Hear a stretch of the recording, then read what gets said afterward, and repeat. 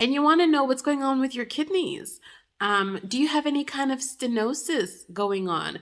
Do you have any kind of renal impairment? So here comes the second tip, is to do a blood test.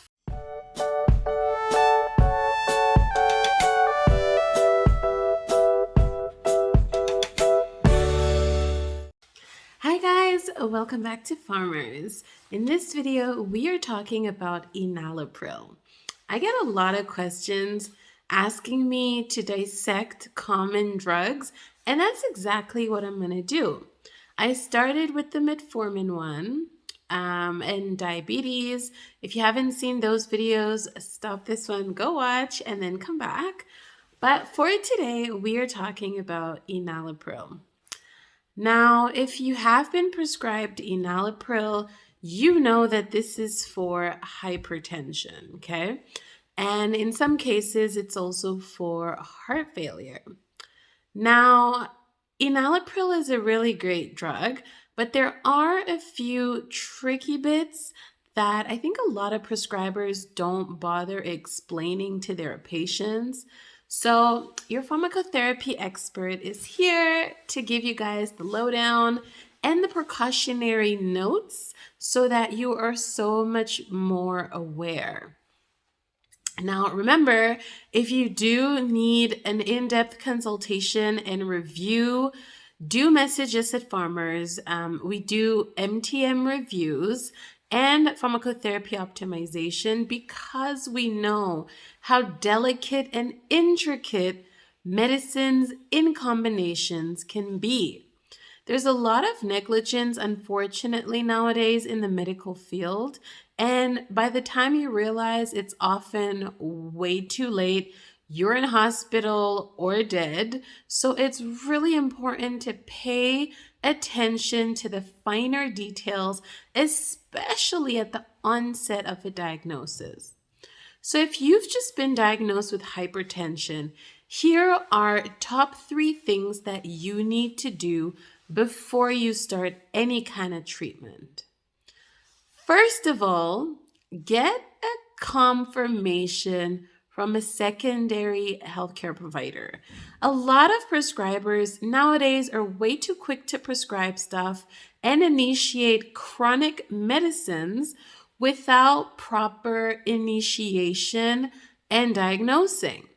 You typically need to have triplicate results of hypertension in order to ascertain that it is actually, in fact, hypertension.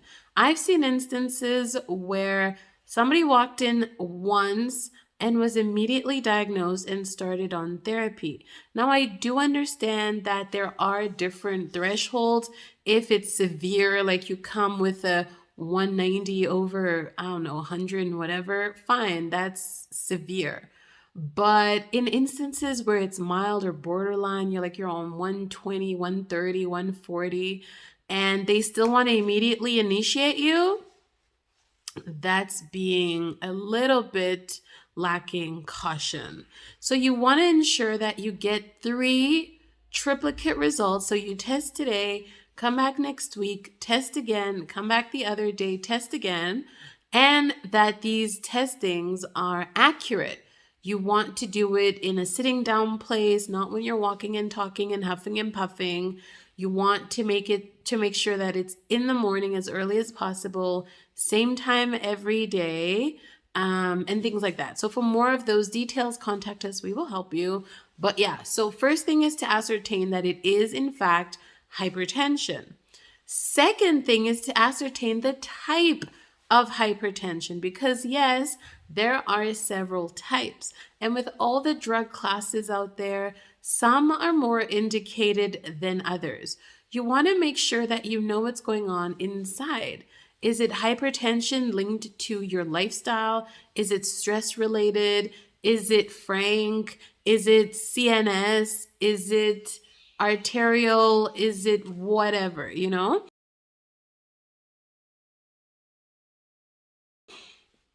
And you want to know what's going on with your kidneys. Do you have any kind of stenosis going on? Do you have any kind of renal impairment? So here comes the second tip is to do a blood test for renal function. They have to check your renal function, your hepatic function, because enalapril is a prodrug. And if you don't know what that means, it means it's taken in a form that can't really do anything unless it gets metabolized. And that metabolism happens in your liver. So it is hepatically metabolized into the active form, which is enalaprilat. So if your liver has a problem metabolizing drugs, you won't get the benefit of enalapril because it'll just pass unmetabolized and ineffective into your kidneys through your renal excretion and fecal matter, and then you're wasting your time. So you want to check renal function. And this is how they will either run a few blood tests or run some renal function tests. And they want to look at your creatinine clearance, which is usually the main determinant to see how well you eliminate stuff. So this is really important, you guys, because a lot of prescriptions come through to the pharmacy and you just, do a little history fact finding and you ask the person, did the doctor check this and that and the other? No. Did the doctor ask you about this? No. Did the doctor even pretend to check for any hepatic or renal issues? No. And you're like, and I get it. Like, fine. Most people don't have anything. Most people are fine. But it's for the one or two that are not fine. It's for the exception that we do all this screening. It's for the minorities. It's for the peculiar cases. It's not always going to show, like, nobody walks in with, obvious angioedema or any kind of other swelling. Like, um, the obvious cases, but what about the borderline cases? What about the invisible cases? What about the a little more subtle cases? So yeah, anyway, these are the precautions, guys.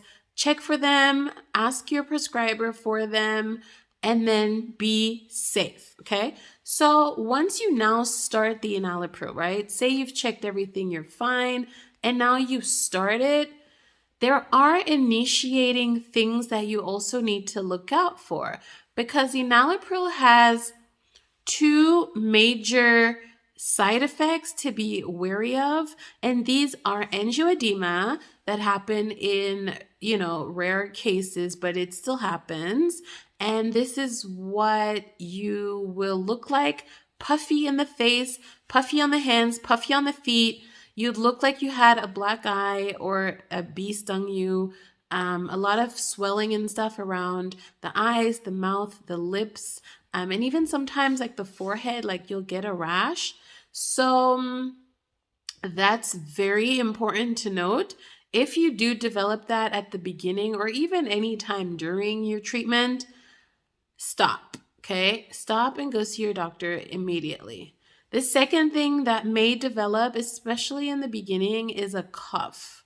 If you have just started enalapril and you suddenly develop a cough, that is an issue not to overlook or, go immediately see your doctor and get it swapped out.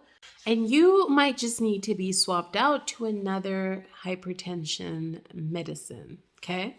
So those are the two really big warning side effects to note. Another one is impotence. Now, if you all of a sudden feel or become really impotent, meaning you cannot get an erection or you have erectile dysfunction, you also need to go see your doctor. You may get substituted on something else or reevaluated, okay? The thing with enalapril, right?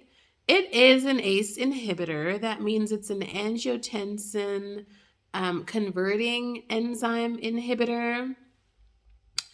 And it's going to inhibit bradykinin and all of that.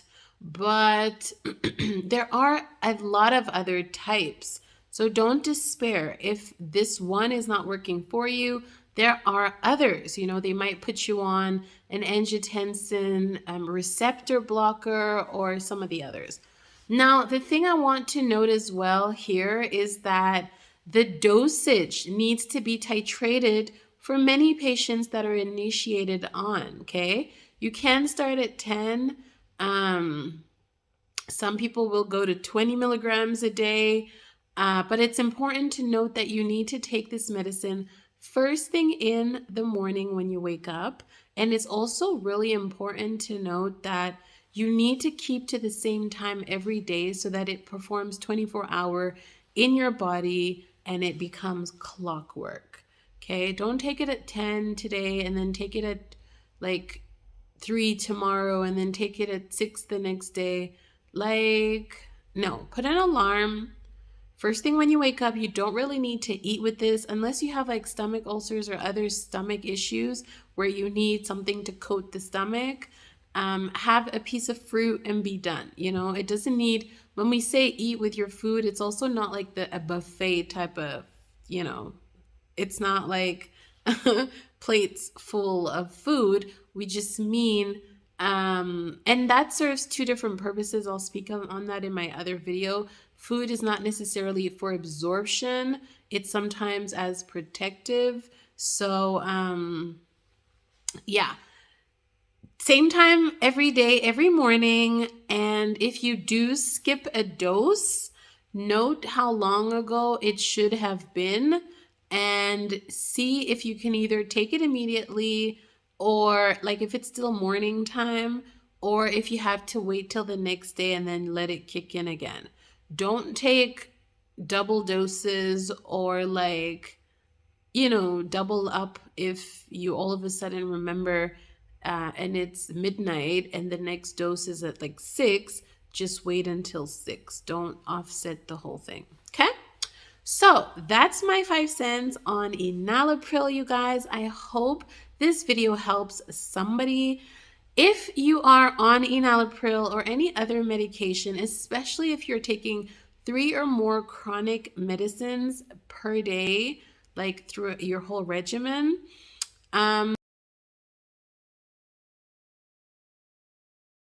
do get a review. I mean, it feels like it's not necessary, but trust me, adjustments come in various shapes or forms. We actually guarantee at Farmers that if we don't find an adjustment in your regimen, we'll give you a refund because that's how prevalent and so unnoticed these errors are. And we always can tweak a regimen to make a difference, to optimize your health outcomes, and to give you a better quality of life. So contact Farmers and we'll see you in the next video. If this was helpful, insightful, or entertaining, put a big thumbs up and share the video to help somebody. And if you're not yet subscribed, subscribe because there's more coming. I'll see you later, guys. Bye.